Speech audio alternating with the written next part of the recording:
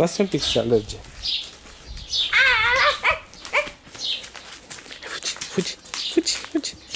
Lasă-i în pace, lasă-i în pace. Adică eu sunt... Ce mă, ursule? Și tu te sui pe mine, măi? Păi da. Vrei și eu?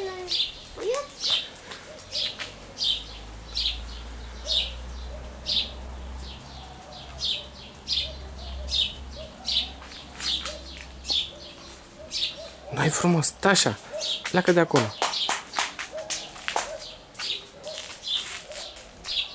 Dă-te jos, păi!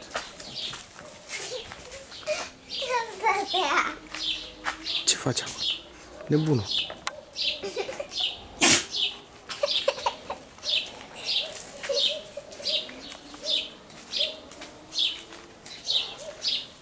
Așa și din cap.